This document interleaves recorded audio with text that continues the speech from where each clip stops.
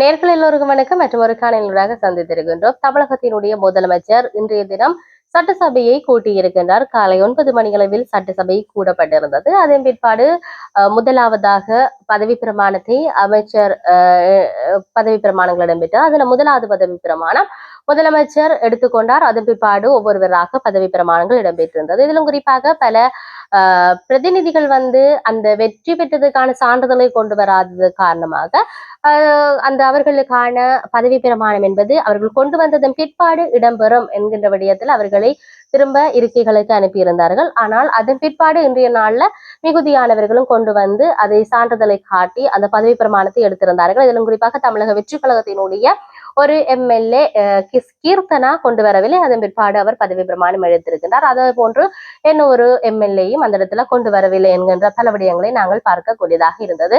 அதன் பிற்பாடு இன்றைய நாள்ல இந்த பதவி பிரமாணம் சட்டசபை கூடியதன் பிற்பாடு பல அரசியல் பிரமுகர்கள் முதலமைச்சரை சந்திப்பதற்காக காத்திருந்த நிலையில இன்றைய தினம் சிநேகபூர்வமான சந்திப்பை முதலமைச்சர் மேற்கொண்டிருந்தார். இதிலும் குறிப்பாக மு.க.ஸ்டாலினுடைய முன்னாள் முதலமைச்சருடைய வீட்டுக்கு சென்றிருந்தார். அதே போன்று நாம் தமிழர் கட்சியினுடைய தலைவர் வீட்டுக்கு சென்றிருந்தார். அதே போன்று வைகோவினுடைய வீட்டுக்கு சென்றிருந்தார். இவ்வாறு பல பேருடைய வீடுகளுக்கு சென்று சிநேகபூர்வமான சந்திப்புல இடம்பெற்றிருந்தார், நடாத்தி இருந்தார் என்ற விடயத்தை சொல்லக்கூடியதாக இருக்கிறது.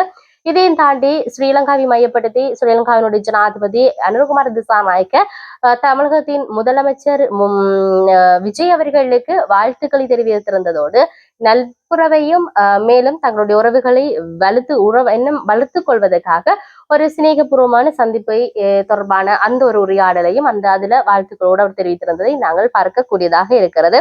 ஆகவே தொடர்ச்சியாக பல்வேறுபட்ட வாக்குறுதிகள் வழங்கி இருக்கின்றார். கொஞ்சம் கொஞ்சமாக தன்னுடைய ஆட்சியில தான் சொன்ன அத்தனை விடயங்களையும் செய்வோம் என்கின்ற விடயத்தை அவர் சொல்லி இருப்பதை பார்க்கக்கூடியதாக இருக்கிறது.